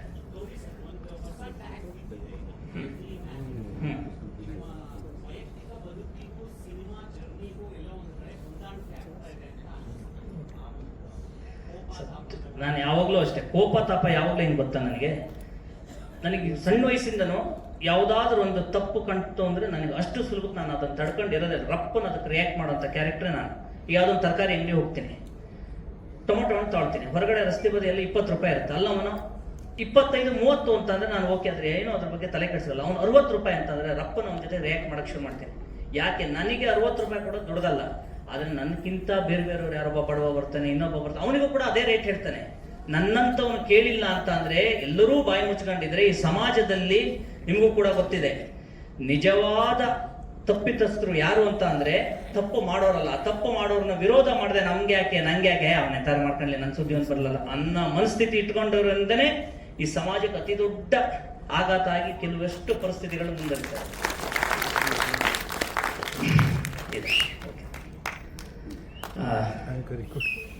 ಓಕೆ ಅಂತ ಅನ್ಕೊಳ್ತೇನೆ ಎಲ್ಲ ರೀತಿಯಲ್ಲಿ. ಅಷ್ಟೇ, ಸಿನಿಮಾದ ಖಂಡಿತವಾಗೂ ಬಂದಾಗ ನಿಮ್ಮೆಲ್ಲರೂ ಸಹಕಾರ ಬೇಕು ಅಂತ ಕೇಳ್ಕೊಳ್ತೇನೆ. ನೀವು ನಮ್ಮ ತಂಡದ ಬಿಗ್ಗೆಸ್ಟ್ ಸ್ಟ್ರೆಂತ್. ಈ ಸಿನಿಮಾ ಆಗಿರೋದಕ್ಕೆ ನೀವು ಮೂಲ ಕಾರಣ ಸರ್, ಕತೆ ಬರೆಯೋದಕ್ಕೆ. ಎರಡನೇದಾಗಿ Sai Prakash sir, thank you very much. ಈ ಸಿನಿಮಾದಲ್ಲಿ ಒಳ್ಳೆ ಹಾಡುಗಳ ಮೂಲಕ ಫಸ್ಟ್ ಫೇಸ್ ನಾವೆಲ್ಲ ಪ್ರೆಸ್ ಅವ್ರು ಮೀಟ್ ಆಗಿದ್ದಾಗ ಫಸ್ಟ್ ಫೇಸ್ ಅಲ್ಲಿ ಹಾಡುಗಳ ಬಗ್ಗೆ ಮಾತಾಡಿದೆ. ಸೊ ಇವಾಗ ನಾವು ಆ ಕೊನೆ ಹಂತಕ್ಕೆ ಬಂದಿದ್ದೀವಿ, ವೇರ್ ಸಿನಿಮಾದ ಬ್ಯಾಕ್ಗ್ರೌಂಡ್ ಸ್ಕೋರ್ ಫಿನಿಶ್ ಮಾಡಿ ಫೈನಲ್ ಮಿಕ್ಸಿಂಗ್ ಅಲ್ಲಿ ಕೂತಿದ್ದೀವಿ. ಸೊ ಮೊದಲನೇದಾಗಿ ಈ ಸಿನಿಮಾದಲ್ಲಿ ತುಂಬಾ ಎಲಿವೇಶನ್ ಜಾಗಗಳಿದೆ, ಬಿಕಾಸ್ ತುಂಬಾ ಏನಂತಾರೆ ಆಡಿಯನ್ಸ್ಗೆ ಎಕ್ಸೈಟ್ ಆಗುವಂತ ಸುಮಾರು ಜಾಗಗಳಿದೆ. ಸೊ ಅಂತ ಒಂದು ಸೂಪರ್ ಜಾಗಗಳು ಗುರುಗಳು ನಮ್ಗೆ ಕ್ರಿಯೇಟ್ ಮಾಡಿಕೊಟ್ಟಿದ್ದಾರೆ, ಸಿನಿಮಾದಲ್ಲಿ ನಮ್ಗೆ ಚೆನ್ನಾಗಿ ಮಾಡುವಂತ ಅವಕಾಶ ಮಾಡಿಕೊಟ್ಟಿದ್ದಾರೆ. ಇನ್ನೊಂದು ಈ ಸಿನಿಮಾಕ್ಕೆ 2 ಪಿಲ್ಲರ್ಸ್ ತುಂಬಾ ಸ್ಟ್ರಾಂಗ್ ಆಗಿರೋದ್ರಿಂದ ಸಿನಿಮಾ ಎಲ್ಲೂ ಅವಾಗಲೇ ನಾವು ಮಾತಾಡ್ದಂಗೆ ಎಲ್ಲೂ ಕೂಡ ಗೌರಿ ಸರ್ ಹೇಳಿದ್ರು ಎಲ್ಲೂ ಒಂದ್ಸಲಿ ಹಿಂಗೆ ಅಲ್ಲಾಡ್ಲಿಲ್ಲ, ಬಿಕಾಸ್ 2 ಪಿಲ್ಲರ್ಸ್ ಅಷ್ಟು ಸ್ಟ್ರಾಂಗ್ ಆಗಿದೆ. ಸೊ ಯಾವುದೇ ತರ ತೊಂದರೆ ಆಗದೆ ಈ ಸಿನಿಮಾ ಫೈನಲ್ ಮಿಕ್ಸಿಂಗ್ ಲೆವೆಲ್ಗೆ ಬಂದು ಕೂತಿದ್ದೀವಿ ಆಲ್ರೆಡಿ. ಸೊ ಎಲ್ಲರೂ ಹೇಳ್ದಂಗೆ ಆಗಸ್ಟ್ ಅಲ್ಲಿ ಈ ಸಿನಿಮಾ ರಿಲೀಸ್ ಆಗ್ತಾ ಇದೆ. ಸೊ ನಿಮ್ಮೆಲ್ಲರ ಸಪೋರ್ಟ್, ನಿಮ್ಮೆಲ್ಲರ ಆಶೀರ್ವಾದ ಈ ಸಿನಿಮಾ ಮೇಲೆ. Thank you sir. ನಮಸ್ಕಾರ. ಮೊದಲನೇದಾಗಿ ಹುಟ್ಟುಹಬ್ಬದ ಶುಭಾಶಯಗಳು ಸರ್. ಆ್ಯಂಡ್ ಎಲ್ಲ ಮಾಧ್ಯಮಿತರಿಗೆ ನನ್ನ ಧನ್ಯವಾದಗಳು. ಅದೇ ರೀತಿ ಒಂದಷ್ಟು ಹಿರಿಯ ಕಲಾವಿದರಿದೆ, ಅವರಿಗೆ ಕೂಡ ನಾನು ವಂದನೆಗಳು ಅರ್ಪಿಸ್ತಾ ಇದ್ದೇನೆ. ಸಿನಿಮಾ ಬಗ್ಗೆ ಹೆಚ್ಚಿನ ಹೇಳಲಿಕ್ಕಿಲ್ಲ, ನನ್ನ ಪಾತ್ರ ಬಗ್ಗೆ ಮಾತ್ರ ಹೇಳ್ತೀನಿ. ನನಗೆ ಇವರು CM ಸಿನಿಮಾದಲ್ಲಿ, ಬಟ್ ನಾನು ಹೇಳಿದ್ದನ್ನು ಮಾತ್ರ ಇವ್ರು ಮಾಡ್ತಾರೆ. ಆ್ಯಂಡ್ ಒಂದು ರಿಕ್ವೆಸ್ಟ್ ಇದೆ ಸರ್, ಈ ಸಿನಿಮಾದಲ್ಲಿ ಡೈಲಾಗ್ ಇತ್ತು ನನಗೆ, ಅಂದರೆ ಆ CM ಗೆ ಒಂದು ಆಫರ್ ಕೊಡ್ತಾ ಇರ್ತೀನಿ, ಒಂದು ಸೈಟು, ಆಡಿ ಕಾರು, ಅದು ಇದು ಅಂತ ಆಫರ್ ಕೊಡ್ತಿದ್ದೆ ಸರ್. ಈ ಸಿನಿಮಾ ಗೆದ್ರೆ ಅದೆಲ್ಲ ನಂಗೆ ಕೊಡ್ಬೇಕು ಸರ್ ನೀವು. ಅಂಡ್ ಇನ್ನೊಂದು ಸಿನಿಮಾ ಮಾಡ್ಬೇಕು ನೀವು. ಕತೆ ಬರ್ದಿದ್ದೀನಿ, ನಾನೇ ರಾಂಪ ಅಂತ, ಅದನ್ನು ಮಾಡೋಣ. Thank you so much. ಇನ್ನೊಂದು ಖುಷಿಯ ವಿಚಾರ ಅಂತಂದ್ರೆ, ನಾನು ಕನಸಿನಲ್ಲಿ ಕೂಡ ಎನಿಸಿರ್ಲಿಲ್ಲ ನಾನು ಸಾಯಿ ಪ್ರಕಾಶ್ ಅವರ ನಿರ್ದೇಶನ ಒಂದು ಕಲಾವಿದನಾಗಿ ಒಂದು ತೆರೆ ಮುಂದೆ ಬರ್ತೀನಿ ಅಂತ ಹೇಳಿ. Thank you so much for that. And Ramachandra ಅವರಿಗೆ ಥ್ಯಾಂಕ್ಸ್ ಹೇಳಲಿಕ್ಕೆ ಇಷ್ಟಪಡ್ತೀನಿ, ಬಿಕಾಸ್ ಅವ್ರನ್ನ ಕಾಲ್ ಮಾಡಿ ಹೇಳಿರೋದು. ಈ ಸಿನಿಮಾಕ್ಕೆ ಒಂದು ಒಳ್ಳೆ ಪಾತ್ರ ಕೊಟ್ಟಿದ್ದಕ್ಕೆ ನಮ್ಮ ಪ್ರೊಡ್ಯೂಸರ್ ಸರ್ಗೆ ಅಂಡ್ ಇಡೀ ತಂಡಕ್ಕೆ, ಟೆಕ್ನಿಕಲ್ ಟೀಮಿಗೆ ಎಲ್ಲರಿಗೂ ಥ್ಯಾಂಕ್ಸ್ ಹೇಳಲಿಕ್ಕೆ ಇಷ್ಟಪಡ್ತೀನಿ. ಅಂಡ್ ನಮ್ಮ ಹೀರೋ ಸರ್ ತುಂಬಾ ಸಪೋರ್ಟ್ ಮಾಡಿದ್ರು ನನಗೆ ಈ ಒಂದು ಸಿನಿಮಾದಲ್ಲಿ. Thank you everyone, thank you.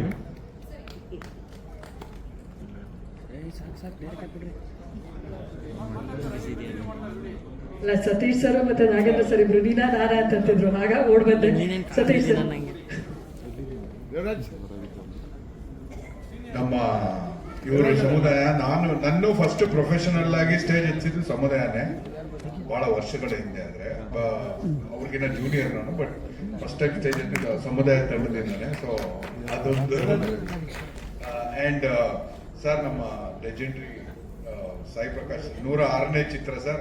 ನಾನು ನಿಮ್ಮ ಹೆಸರು ಕೇಳಿದ ತಕ್ಷಣ ಒಪ್ಕೊಂಡ್ಬಿಟ್ಟೆ ಸರ್, ಮಿಕ್ಕಿದೇನು ಮಾತಾಡಿರಲಿಲ್ಲ. It's such a legend. ಅವ್ರ ಒಂದು ಅನುಭವ ಹೇಳ್ಬೇಕು, ಎಲ್ಲೂ ಪ್ರೊಡ್ಯೂಸರ್ ಫ್ರೆಂಡ್ಲಿ ಡೈರೆಕ್ಟರ್ಸ್ ಈ ತರ ಜಾಸ್ತಿ ಆದ್ರೆ ಕನ್ನಡದಲ್ಲಿ ಸಾಕಷ್ಟು ಸಿನಿಮಾಗಳು ಹೆಲ್ದಿ ಆಗುತ್ತೆ ಅನ್ನೋದ್ರಲ್ಲಿ ತಪ್ಪಿಲ್ಲ. ಒಂದು ಎಕ್ಸ್ಟ್ರಾ ಶಾರ್ಟ್ ಶೂಟ್ ಮಾಡಿಲ್ಲ. ನಾನು ನೋಡಿದ್ದೀನಿ ಕಣ್ಣಾರೆ, 2 ಅವರ್ ಫಿಲಮ್ಗೆ ಎಡಿಟ್ ಟೇಬಲ್ಗೆ ನಾಟ್ ಕೊಡಲ್ಲ. ಓಕೆ ಶಾರ್ಟ್ಸ್ 40 ಅವರ್ ತರ್ತಾರೆ. ಅದ್ರ ಮಿಕ್ಕ ಎಷ್ಟು 38 ಅವರು ಇಸ್ ಪ್ರೊಡ್ಯೂಸರ್ ಆಗಿರೋ ಲಾಸ್. ಸರ್ ಒಂದ್ ಎಕ್ಸ್ಟ್ರಾ ಶಾರ್ಟ್ ತಗೊಂಡಿಲ್ಲ. ನಾನು ನೋಡ್ದಂಗೆ ನಾನೇ ಕೇಳಿದ್ದೀನಿ, ಸರ್ ಇಲ್ಲಿ ಇಲ್ಲಿ ಹಿಂಗ್ ಮಾಡ್ಲಾ ಸರ್, ಈ ತರ ಹಿಂಗ್ ಬಂದ್ಬಿಟ್ಟು ಮಾಡ್ಲಾ ಸರ್? ಬೇಡಪ್ಪ, ನೀನು ಎಂಟಾಣಿ ಆಕ್ಟಿಂಗ್ಗೆ ಸಾಕು, 5 ರೂಪಾಯಿ ಎಲ್ಲ ಬೇಡ. 2-3 ಸಲ ಹೇಳಿದ್ಮೇಲೆ ಕೇಳೋದು ಬಿಟ್ಬಿಟ್ಟೆ. But perfect he knows. ಅವ್ರ ಎಡಿಟ್, ಐ ಥಿಂಕ್ ಎಡಿಟ್ ಅಲ್ಲಿ ಯೋಚನೆ ಮಾಡ್ತಿರಲ್ಲ ಸರ್ ನೀವು, ಎಡಿಟ್ ಆಗಿ ಯೋಚನೆ ಮಾಡಿ ಶೂಟ್ ಮಾಡ್ತೀರ. ಸಚ್ ಅ ಗ್ರೇಟ್ ಎಕ್ಸ್ಪೀರಿಯನ್ಸ್ ನನಗೆ. ನಾನು ಎಲ್ಲಾ ಕಡೆ ಹೇಳ್ಕೊಂಡು ತಿರುಗ್ತಾ ಇದ್ದೀನಿ, ಎಸ್ಪೆಷಲಿ ಯಂಗರ್ ಡೈರೆಕ್ಟರ್ಸ್ಗೆ, ಈ ತರ ಪ್ರೊಡ್ಯೂಸರ್ ಫ್ರೆಂಡ್ಲಿನೆಸ್ ನಿಮಗೂ ಬರಲಿ. 2 ಅವರ್ ಫಿಲಮ್ಗೆ 40 ಅವರ್ ಫುಟೇಜ್ ಶೂಟ್ ಮಾಡಿ ಲಾಸ್ ಮಾಡಬೇಡಿ ಅಂತಾನೆ ಹೇಳ್ತಾ ಇದ್ದೀನಿ. So thank you very much for this opportunity sir. Thank you. ಎಲ್ರಿಗೂ ನಮಸ್ಕಾರ. ಕೆಲವೊಮ್ಮೆ ಹೇಳ್ತಾರೆ ದೇವ್ರು ಹೊರ ಕೊಟ್ರು ಪೂಜಾರಿ ಹೊರ ಕೊಡಲ್ಲ ಅಂತ. ಆ ರೀತಿ, ಯಾಕಂದ್ರೆ ನಮ್ಮ ನಿರ್ದೇಶಕರು ಸಾಯಿಬಾಬಾ ದೇವ್ರ ತರ. ನಾನು ಬಹಳ ವರ್ಷದಿಂದ ಪರಿಚಯ, ಯಾವುದೇ ಒಂದು ಫಂಕ್ಷನ್ಗಾಗ್ಲಿ, ಸೆಲೆಬ್ರಿಟಿ ಶೋ ಆಗಲಿ, ಆಮೇಲೆ ನಮ್ಮ ಡೈರೆಕ್ಟರ್ ಅಸೋಸಿಯೇಷನ್ ಮೀಟಿಂಗ್ ಆಗಲಿ ಎಲ್ಲ ಬಂದಾಗ ಒಂದು ಸೀನಿಯರ್ ಒಂದು ಭಯನೂ ಇರೋದು, ಆಮೇಲೆ ಒಂದು ಆಸೆನೂ ಇರೋದು. ಸಾಯಿ ಪ್ರಕಾಶ್ ಸರ್ ಸಿನಿಮಾದಲ್ಲಿ ಎಲ್ಲೋ ಒಂದೇ ಒಂದು ಸೀನ್ ಬಂದು ಹೋದ್ರೂ ಎಲ್ಲೋ ಒಂದು ಸಮಾಧಾನ ಅಂತ. ಅದೇ ರೀತಿ ರಾಮಚಂದ್ರ ಅವ್ರಿಗೂ ನಾನು ಕೇಳಿದ್ದೆ, ಸರ್ದು ಒಂದು ಸಿನಿಮಾ ಶುರು ಆಗ್ತಿದೆ ಅಂತ. ಆಗ ಹೇಳಿದ್ದೆ, ಜಿ ಹೇಳಿ ಒಂಚೂರು ಅಂತ. ರಾಮಚಂದ್ರ ಅವ್ರು ಹೇಳಿದ್ರು, ಜಿ ಒನ್ ಡೇದಿದೆ, ಒಂದು 2 ಸೀನ್ಸ್ ಇದೆ ಅಷ್ಟೇನೆ, ಜಿ 1 ಸೀನ್ ಇದ್ರು ಪರವಾಗಿಲ್ಲ ಜಿ ಮಾಡ್ತೀನಿ ಅಂತ ಹೇಳಿದ್ದೆ. ನಾನು ಯೂಶಲಿ ಮೊಬೈಲ್ನ ಸೈಲೆಂಟು ಇಡಲ್ಲ, ಆಫು ಮಾಡಲ್ಲ, 24 ಅವರ್ಸ್ ಆನಲ್ಲೇ ಇರುತ್ತೆ. ಒಂದ್ಸಲಿ ಆನ್ ಮಾಡಿ ಇಟ್ಟಿದ್ದೀನಿ, ಮಾಮೂಲಿ ಮಲ್ಕೊಂಡಿದ್ದೆ. 5:30 ಫೋನ್ ಬರುತ್ತೆ. ರಾಮಚಂದ್ರ ಅವರು ಫೋನ್ ಮಾಡ್ಬಿಟ್ಟು, ಜಿ ಏನ್ ಮಾಡ್ತಾ ಇದ್ದೀರಾ? ರೀ 5:30 ಬೆಳಗ್ಗೆ ಏನ್ರಿ ಮಾಡ್ತಾರೆ, ನಿದ್ರೆ ಮಾಡ್ತಾ ಇದ್ದೀನಿ ಅಂತ. ಎಲ್ಲಿದ್ದೀರಾ ಅಂದ್ರೆ ಬೆಂಗಳೂರಲ್ಲೇ ಇದ್ದೀನಿ. 4 ದಿವಸ ಕಂಟಿನ್ಯೂ ಬೇಕು, ಒಟ್ಟು 8 ಡೇಸ್ ಬೇಕು, 4 ದಿವಸ ಕಂಟಿನ್ಯೂ ಬೇಕು, ಇದೀರಾ ಅಂದೆ. ಇದೀನಿ, ಫ್ರೀ ಇದೀನಿ ಅಂದೆ. ಇದು ಯಲಂಕ ಕವಿತಾ ರೆಡ್ಡಿ ಹೌಸ್ಗೆ ಬರೋಕ್ಕಾಗುತ್ತೆ, ಅವ್ನು 9 ಗಂಟೆಗೆ ಬನ್ನಿ ಸಾಕು ಅಂದರು. ಓಕೆ ಅಂದ್ಬಿಟ್ಟು ಇಮಿಡಿಯೇಟ್ ಹೋಗಿ 8:15, 8:00 ಬಂದ್ಬಿಟ್ಟಿದ್ದೆ. ಆಮೇಲೆ ಸರ್ ರೆಡಿ ಇದ್ದಾರೆ, ಕ್ಯಾಮ್ರಾ ಇಟ್ಟು ಎಲ್ಲೋ ರೆಡಿ. ಆಮೇಲೆ ಸರ್ ಅಂದ್ರು, 9 ಗಂಟೆಗೆ ಹೇಳಿದ್ದೆ, ಇಷ್ಟು ಬೇಗ ಬಂದ್ಬಿಟ್ರಾ? ನೋ ಸರ್ ಬಂದ್ಬಿಟ್ಟೆ ಸರ್ ಅಂತ ಹೇಳಿ. ಆಮೇಲೆ ಫಸ್ಟ್ ಡೇನೆ ಅದು ತುಂಬಾ ಇವರು ಸರ್ ಹೇಳ್ತಿದ್ರಲ್ಲ, ಒಂದು ನೀಟ್ ಪಕ್ಕ ಎಡಿಟ್ ಪ್ಯಾಟರ್ನ್ ಅಲ್ಲೇ ಶೂಟ್ ಮಾಡೋದು ಅಂತ. ಆ ರೀತಿ ಫಸ್ಟ್ ಸೀನೇನೆ ಅರ್ಲಿ ಅಂದ್ರೆ ಬೆಳಗ್ಗೆ ಟಿಫನ್ ಎಲ್ಲ ಆಯ್ತು. ಬೆಳಗ್ಗೆ ಸೀನೇನೆ ಬೆಡ್ರೂಮ್ ಸೀನ್ ಇತ್ತು ನಮ್ದು. ಅಂದ್ರೆ ಬೆಡ್ರೂಮ್ ಅಂದ್ರೆ ನಾನು ಏನೋ ಕನ್ಸು ಕಾಣ್ತಾ ಇರ್ತೀನಿ, ಕನ್ಸಿಂದ ಉರುಳು ಬೀಳೋದು. ಅದ ಕತೆ ಹೇಳಿದ್ರೆ ರಿವೀಲ್ ಆಗ್ಬಿಡ್ತಾ ಬೇಡ. ಅದ್ರಲ್ಲಿ ನಾನು ಹೇಳಿದೆ, ಸರ್ ನಾನು ಬೀಳ್ತೀನಿ ಕೆಳಗಡೆ, ತೊಂದರೆ ಇಲ್ಲ ಅಂತ. ಇಲ್ಲಮ್ಮ, ನೀನ್ ಜಸ್ಟ್ ಹಿಂಗ್ ಮಾಡು, ಆಮೇಲೆ ಕೆಳಗಡೆ ಒಂದು ಶಾರ್ಟ್ ತಗೊಂತೀವಿ ಅಂದ್ರೆ ಅಷ್ಟು ಆರ್ಟಿಸ್ಟ್ಗೂ ಕೂಡ ಅಲ್ಲಿ ಅವ್ರಿಗೆ ಏಟ್ ಆಗ್ಬಾರ್ದು. ಏನಾದ್ರು ರಿಸ್ಕ್ ತಗೊಂಡ್ರೆ ಸುಮ್ಮನೆ ಯಾಕೆ ತೊಂದರೆ, ಅದು ಇದು ಅಂತ ಹೇಳಿ ಪ್ಲೆಸೆಂಟ್ ಆಗಿ. ಯಾಕಂದ್ರೆ ನಾನು ಬೇಸಿಕಲಿ ಎಡಿಟರ್ ಇರೋದ್ರಿಂದ ಅವ್ರು ಹೇಳೋರು, ಅರ್ಸು ನೀನು ಎಡಿಟರ್ ಗೊತ್ತು, ಇಷ್ಟು ಅನ್ನೋರು. ನಮ್ಗೆ ಎಷ್ಟು ಕ್ಲೀನ್ ಆಗಿರೋದಂದ್ರೆ ಸೀನ್ ಶಶಿ ಸರ್ ಆಮೇಲೆ ರಾಮಚಂದ್ರ ಸರ್ ನೀಟಾಗಿ ಒಂದು ಸೀನ್ ಪೇಪರ್ ಹೇಳೋರು ಇದು ಅಂದ್ಬಿಟ್ಟು ಟೆನ್ಷನೇ ಇಲ್ಲ ನಮಗೆ. ಇಲ್ಲಿಂದ ಇಲ್ಲಿ ಈ ಶಾಟ್ ಇಲ್ಲಿಂದ ಇದು ಡಿವೈಡು ಅಂತ. ನಮ್ಮ ಎಡಿಟರ್ ಮುನಿ ಅವ್ರಿಗಂತೂ ಇನ್ನೂ ಈಸಿ ಈ ತರ ಸಿಕ್ಬಿಟ್ರೆ. ಯಾಕಂದ್ರೆ ನಾವು ಕೆಲವು ಸಿನಿಮಾಗಳು ಮಾಡ್ತೀವಿ, ಈ ಆಂಗಲ್ ಶಾರ್ಟ್ ಫುಲ್ಲು, ಈ ಆಂಗಲ್ ಸಜೆಷನ್, ಎಲ್ಲ ಆಂಗಲ್ ಮಾಡಿ ಅಷ್ಟರಲ್ಲಿ ಸುಸ್ತಾಗ್ಬಿಟ್ಟಿರುತ್ತೆ. ಅಂಥದ್ರಲ್ಲಿ ಯಾವುದೋ ಒಂದು ಸ್ಟ್ರೈನ್ ಕೊಡ್ದೇನೆ ನಿಜವಾಗ್ಲೂ ನಾನು ಬಹಳ ಪುಣ್ಯ ಮಾಡಿದ್ದೀನಿ ಸಾಯಿ ಪ್ರಕಾಶ್ ಅವ್ರ ಸಿನಿಮಾದಲ್ಲಿ ಆಕ್ಟ್ ಮಾಡೋದಕ್ಕೆ. ಆಮೇಲೆ ರಾಮಚಂದ್ರ ಅವ್ರಿಗೂ ನಿಜವಾಗ್ಲೂ ಅವರು ದೇವರು, ನೀವು ಪೂಜಾರಿ ತರ ಅಂತ ಹೇಳ್ಬೋದು. ಆಮೇಲೆ ಇನ್ನೂ ನಮಗೆ ಅನ್ನದಾತರು ನಮ್ಮ ನಿರ್ಮಾಪಕರು, ಅವ್ರಿಗೆ ಮತ್ತೊಮ್ಮೆ ನಿಮಗೆ ಜನ್ಮದಿನದ ಹಾರ್ದಿಕ ಶುಭಾಶಯಗಳು ಸರ್. ಒಳ್ಳೇದಾಗ್ಲಿ. ಇದೇ ರೀತಿ ನಿಮ್ಮ ಮಾಧ್ಯಮ ಮಿತ್ರರು, ಆಮೇಲೆ ಸ್ನೇಹಿತರು, ನಿಮ್ಮ ಟೆಲಿಕಾಂ ಸ್ನೇಹಿತರು, ಆಮೇಲೆ ನಮ್ಮ ಸ್ನೇಹಿತರು ಎಲ್ಲ, ನಮ್ಮ ಕೋ ಆರ್ಟಿಸ್ಟ್ಗಳು, ಹೀರೋ ಹೀರೋಯಿನ್ ಯಾರ್ಯಾರೇ ಇರಲಿ, ಅವರೆಲ್ಲರಿಗೂ ಕೂಡ ಈ ಸಿನಿಮಾನ ಸಪೋರ್ಟ್ ಮಾಡಲಿ. ಒಳ್ಳೇದಾಗ್ಲಿ. ಜೈ ಹಿಂದ್, ಜೈ ಕರ್ನಾಟಕ, ಜೈ ಶ್ರೀರಾಮ್.